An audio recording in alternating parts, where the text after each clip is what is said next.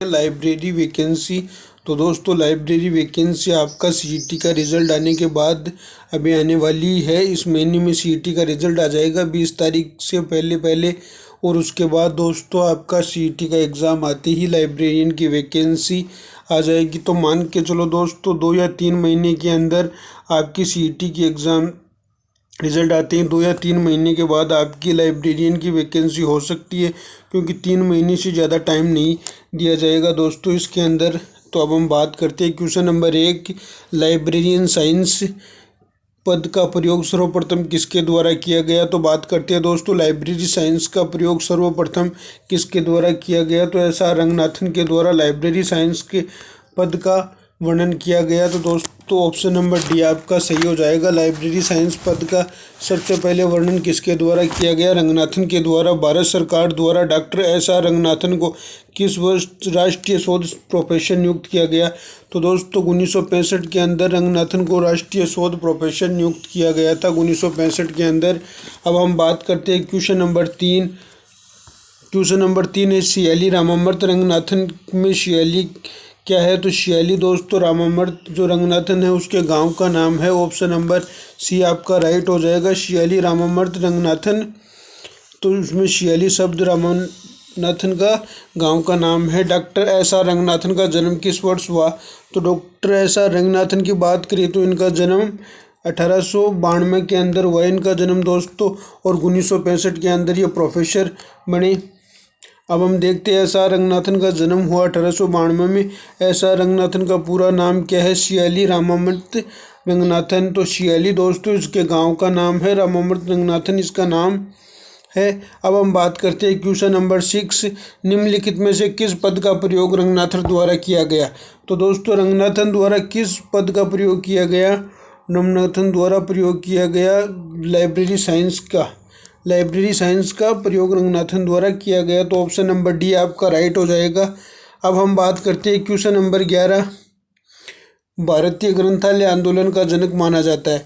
तो दोस्तों ग्रंथालय आंदोलन का जनक कौन माना जाता है, एस.आर. रंगनाथन को। तो दोस्तों एस.आर. रंगनाथन ने भारत में सर्वप्रथम लाइब्रेरी साइंस का विकास किया, और इसी के नाम से रंगनाथन को भारतीय ग्रंथालय आंदोलन का जनक कहा जाता है। अब हम बात करते हैं निम्नलिखित में से कौन सा 1965 में भारत सरकार द्वारा ग्रंथालय विज्ञान राष्ट्रीय शोध प्रोफेसर नियुक्त हुआ। तो दोस्तों राष्ट्रीय शोध प्रोफेसर नियुक्त रंगनाथन हुआ। तो एस.आर. रंगनाथन ये आपका शोध प्रोफेसर नियुक्त हुआ 1965 के अंदर। तो आपको ये ध्यान रखना है कौन सी सन के अंदर, 1965 के अंदर। अब हम बात करते हैं क्वेश्चन नंबर आगे, लिब्रामेट्री की विचारधारा का विकास निम्नलिखित में से किसके द्वारा दिया गया। तो दोस्तों बात करते हैं लिब्रामेट्री का जो विचारधारा है वो सबसे पहले किसके द्वारा दिया गया, रंगनाथन के द्वारा। तो दोस्तों रंगनाथन ने बहुत सारी किताबें वगैरह लिख रखी है लाइब्रेरी साइंस के अंदर। तो आपको एक एक किताब का नाम याद रहना चाहिए, क्योंकि रंगनाथन पर हर बार एग्ज़ाम में 1 या 2 क्वेश्चन तो रंगनाथन के नाम से संबंधित ही पूछे जाते हैं। तो आपको कन्फर्म आनी चाहिए 2018 की जो एग्ज़ाम लगी थी उसमें रंगनाथन का नाम ज़रूर पूछा गया था।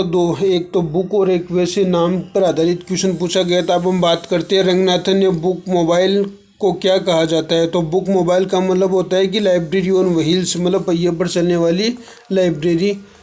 तो लाइब्रेरी ऑन व्हील कहा गया था जो रंगनाथन ने बुक मोबाइल लाइब्रेरी को क्या कहा गया था, लाइब्रेरी ऑन व्हील्स। अब हम बात करते हैं क्वेश्चन नंबर आगे, रंगनाथन का ग्रंथालय विज्ञान में वह स्थान है जो भौतिक शास्त्र में आइंस्टीन का है, ये कथन किसने कहा। तो दोस्तों यह कथन आपको रटना पड़ेगा, ये परिभाषा दी गई है। यह कथन था यूनिस गोरफील्ड के द्वारा कहा गया कि वह स्थान ग्रंथालय में वह स्थान जो विज्ञान के अंदर भौतिक शास्त्र के अंदर आइंस्टीन का था, वही स्थान ग्रंथालय में रंगनाथन का है। यह शब्द किसने कहा, तो यह जो बात कही गई है यूजिन आपके गोरफील्ड के द्वारा कही गई। अब हम बात करते हैं क्वेश्चन नंबर नेक्स्ट, भारत के लिए लाइब्रेरी डेवलपमेंट प्लान का प्रारूप किसने तैयार किया। तो दोस्तों भारत में लाइब्रेरी डेवलपमेंट का प्लान की बात करें तो किसने बनाया, सर्वप्रथम एस.आर. रंगनाथन ने बनाया।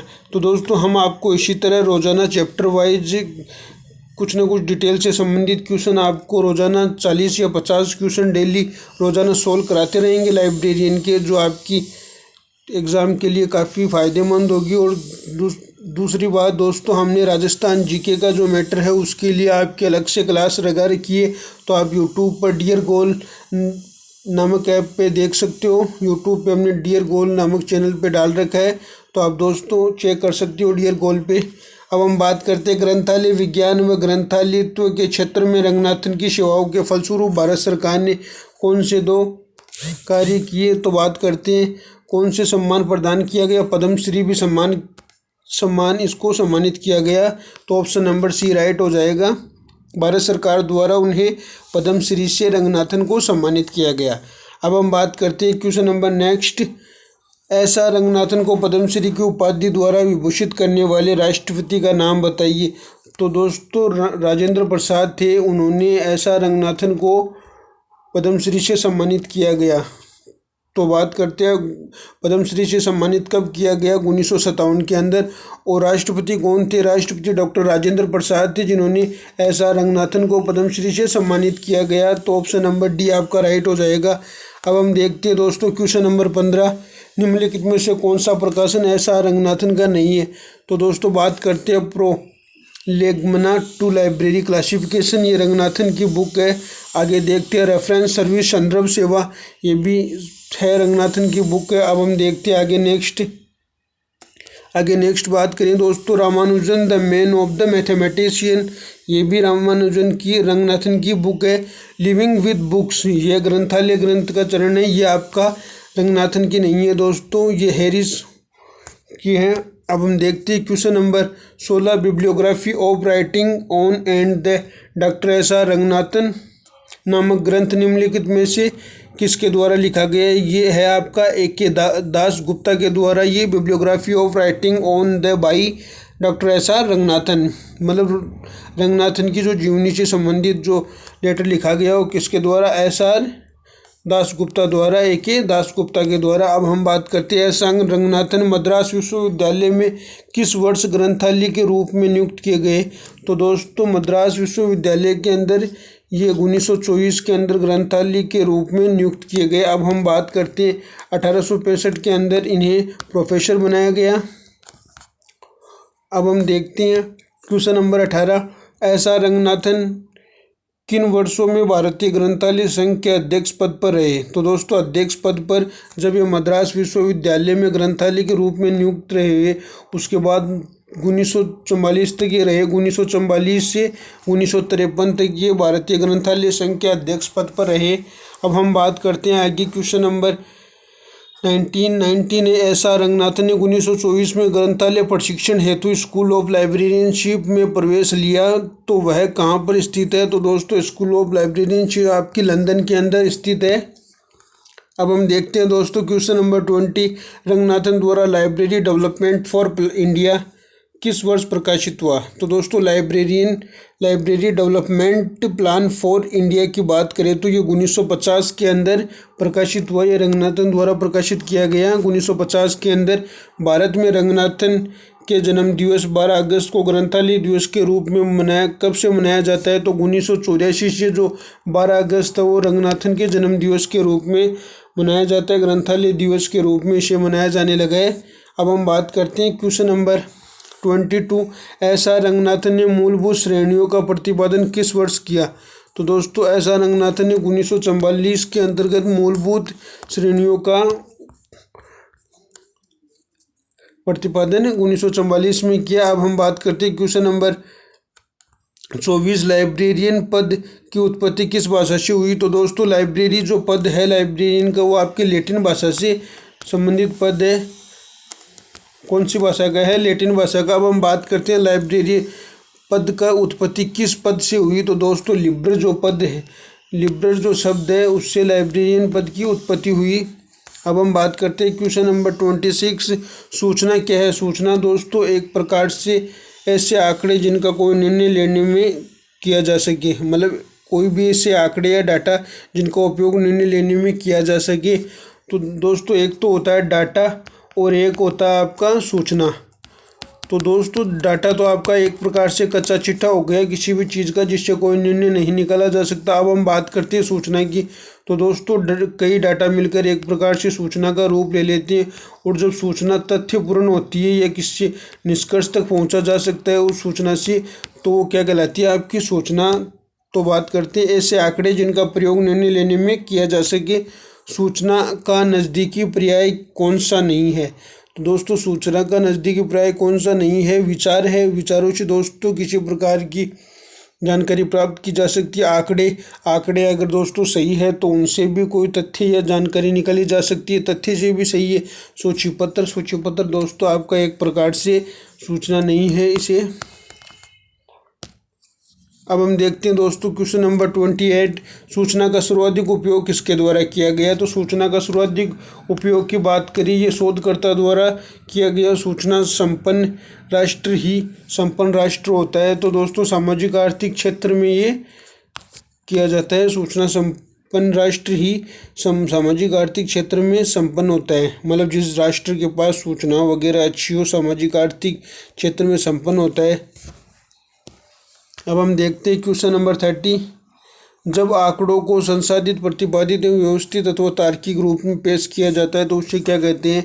तो दोस्तों वो आपकी एक प्रकार से सूचना कहलाती है। जब कोई भी आंकड़े तथ्यपूर्ण और जिससे कोई सूचना निकाली जा सके तो वो आपका क्या कहलाएंगे? सूचना कहलाएंगे। अब हम बात करते हैं क्वेश्चन नंबर 31, निम्नलिखित में से कौन सी ज्ञान की विशेषता नहीं है? तो दोस्तों बात करें ज्ञान की विशेषता क्या होती है? ज्ञान अनंत होता है। बिल्कुल दोस्तों ज्ञान अनंत होता है, कितना भी सीख के जाओ कभी ख़त्म नहीं होता है। ज्ञान स्वतंत्र होता है। बिल्कुल दोस्तों ज्ञान स्वतंत्र होता है, किसी दबाव में और किसी कारण से ज्ञान प्राप्त नहीं किया जा सकता। ज्ञान सतत होता है। बिल्कुल दोस्तों कंटिन्यू होता है ज्ञान, मतलब एक के बाद दूसरी चीज़ सीखने में मिलती है, तो ज्ञान आपका सतत होता है। ज्ञान निर्भर होता है। तो दोस्तों ज्ञान निर्भर नहीं होता, ज्ञान को तो एक स्वतंत्र इकाई के रूप में सीखा जाता है। तो ऑप्शन नंबर 2 आपका गलत हो जाएगा। अब हम बात करते हैं क्वेश्चन नंबर 32, वर्तमान सूचना युग में सूचना को क्या माना जाता है? तो दोस्तों वर्तमान सूचना युग में सूचना को एक संसाधन के रूप में माना जाता है। ऑप्शन नंबर सी आपका राइट हो जाएगा। अब हम देखते हैं क्वेश्चन नंबर 33, सूचना भौतिक प्रौद्योगिकी में से अधिक शक्तिशाली है और ये एक ऐसी कड़ी है जो समाज में एक साथ सूत्र में बांधे हुए है। ये कथन किसका है? तो दोस्तों ये कथन आपका विलियम्स ई हलाल का है। तो दोस्तों इसमें आपको लाइब्रेरी साइंस के एग्ज़ाम में कथन और ये जो बता रहे कि इन पे विशेष रूप से ध्यान देना है, क्योंकि इनमें से कई बार एग्जामिनर डायरेक्ट क्वेश्चन पूछता है। 2018 के एग्ज़ाम में इस प्रकार से आपके 4-5 क्वेश्चन आए हुए हैं। अब हम देखते हैं क्वेश्चन नंबर 34, सूचना समाज पद के प्रणेता कौन है? तो दोस्तों सूचना समाज पद के प्रणेता कौन है? मॉर्टिन है, वो सूचना समाज शब्द के प्रणेता है। अब हम बात करते हैं सूचना समाज पद का निर्माता देश है। तो दोस्तों जापान देश इसका निर्माता है और इसके प्रणेता मॉर्टिन है। तो आपके दोनों सही है क्वेश्चन। ऐसे समाज जहां अधिकांश लोग सूचना के सृजन, एकत्रीकरण, संग्रहण, प्रक्रियाकरण और वितरण में संलग्न हो क्या कहलाते हैं? सूचना समाज। मतलब ऐसे समाज जहाँ अधिकांश लोग सूचना को एकत्रित करने, संग्रहण करने, प्रक्रियाकरण करने, मतलब इकट्ठा करने और उसको प्रक्रिया में लेने या वितरण में संलग्न हो, उसे क्या कहते हैं? सूचना समाज। और सूचनाओं को एकत्रित, नियमित और उसको उपयोग में लेने के कार्य करते हैं, उसे सूचना समाज कहा जाता है। अब हम बात करते हैं क्वेश्चन नंबर 37। तो दोस्तों महाराजा पब्लिक लाइब्रेरी जयपुर की स्थापना किसके द्वारा की गई? तो दोस्तों बात करें महाराजा पब्लिक लाइब्रेरी की स्थापना राम सिंह सेकंड के द्वारा की गई थी। ये कहाँ की गई थी दोस्तों? ये आपके छोटी चौपड़ के आसपास की गई थी। छोटी चौपड़ जयपुर के अंदर ये की गई है।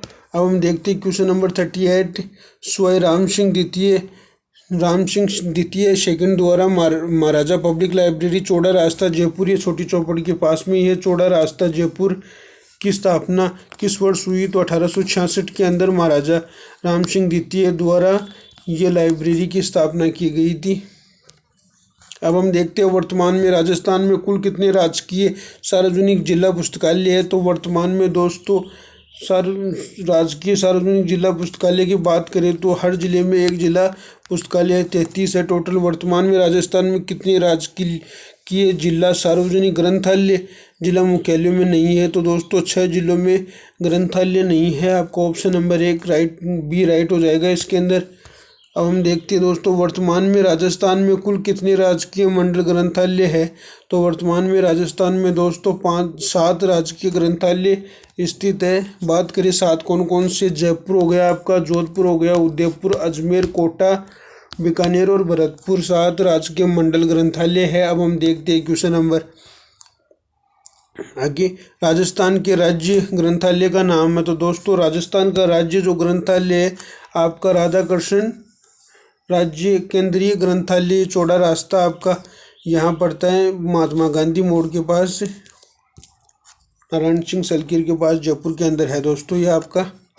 अब हम देखते हैं क्वेश्चन नंबर 43, वर्तमान में राजस्थान में शासकीय सार्वजनिक ग्रंथालय किस निर्देशालय के अंतर्गत आता है। तो दोस्तों भाषाएं पुस्तक निर्देशालय बीकानेर के अंदर है, उसके अधीन ही आपका शासकीय सार्वजनिक ग्रंथालय आता है।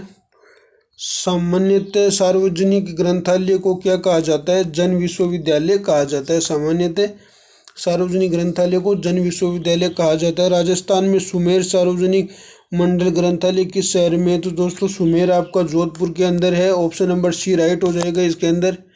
आगे हम बात करते हैं दोस्तों क्वेश्चन नंबर, आगे देखते हैं दोस्तों क्वेश्चन नंबर है आपका, राजस्थान में सरस्वती सार्वजनिक मंडल पुस्तकालय कहाँ है। तो दोस्तों सरस्वती सार्वजनिक मंडल पुस्तकालय की बात करें तो ये आपका उदयपुर के अंदर है। हरिश्चंद्र जिला ग्रंथालय कहाँ है। तो दोस्तों हरिशंकर कहाँ है, आपका झालावाड़ के अंदर है। दोस्तों इससे आपको ऐसे भी दिमाग लगा लेना है कि हरिसागर बांध कहाँ है, ये भी आपका झालावाड़ के अंदर ही है। हरिसागर जो परियोजना है वो भी आपकी कोटा झालावाड़ के अंदर ही है दोस्तों। तो आगे बात करते हैं दोस्तों क्वेश्चन नंबर 48 राजस्थान में कितने राजकीय सार्वजनिक पंचायत समिति ग्रंथालय कार्यरत है। तो दोस्तों पंचायत जो ग्रंथालय कार्य करते हैं वो आपके 282 है। अब हम देखते हैं क्वेश्चन नंबर 49, राजस्थान में अपने निजी संसाधनों से प्राप्त कर एक दरवाजे सिक्के दूसरे दरवाजे प्रदान करता है। तो दोस्तों ये आपका मास्टर मोतीलाल संघी की बात कर रहा है। मास्टर मोतीलाल संघी द्वारा सन्मति ग्रंथालय की स्थापना किस वर्ष की गई। तो मोतीलाल द्वारा सन्मति जो है संग्रहालय की स्थापना कब की गई, ग्रंथालय की स्थापना 1952 के अंदर की गई। ऑप्शन नंबर बी आपका राइट हो जाएगा। तो दोस्तों आज के हमारे 50 क्वेश्चन कंप्लीट हुए। कल हम आपको आगे की क्वेश्चन करवाएंगे। तो थैंक यू दोस्तों।